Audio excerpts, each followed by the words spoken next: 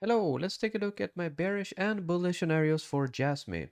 Starting with the bearish scenario, where we are counting this as a B, C. Simple as that, a zigzag. After a zigzag, which is a corrective structure, we are looking for downside. So 1, 2, 3, 4, 5 in a wave 1. Now looking for a retracement in wave 2. And then we move down in a 3, 4, and 5, looking for lower prices. Then we can move on to the other bearish scenario I have written, but it is a bullish scenario in the long run.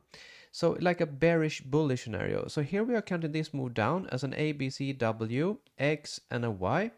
And now we're looking for 1, 2, 3, 4, 5, wave 1, A, B, C, W, triangle in X, and then we are looking for A, B, C in a wave Y to finish wave 2.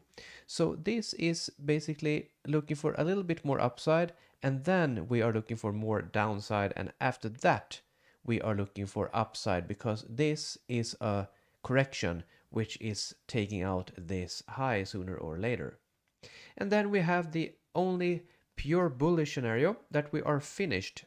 So here we're counting this as a wave 1, ABC, wave 2, 1, 2, 3, 4, 5, 3, WXY, 4, 5 into a wave 1. After that, now we're looking for 1, 2, 3, 4, 5 to complete the A, triangle B, and a finishing wave C in a wave 2. After that, we are looking now for upside in impulse, if I need to say that. So 1, 2, 3, 4, 5 retracement. Here I am looking to join the trend if that is the case, and then we are going up. So which one of these have the highest probability?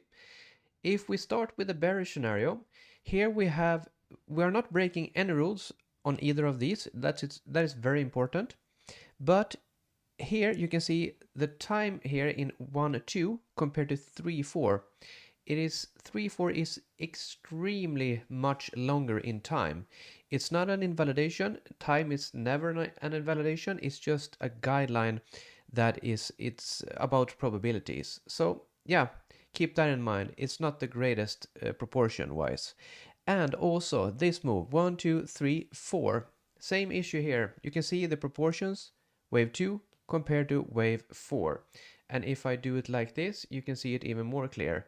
We hit exactly 6 fib time, which is a very uncommon target for a wave 4.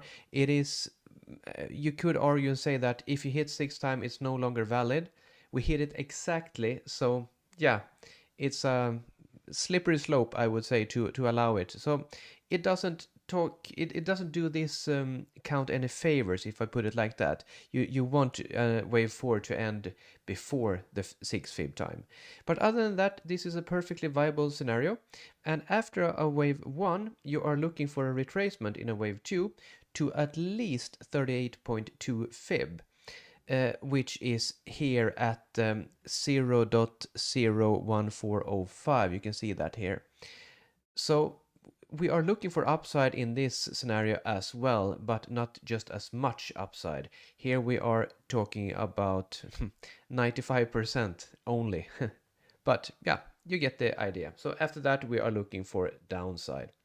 And if we hit this, then it's a low probability wave 2. And if we hit this, then it's invalidation of this count. If we move on to the bearish scenario or the bearish bullish scenario, this ABC to a WXY is also suffering in proportion wise because of the time between wave Y and wave W.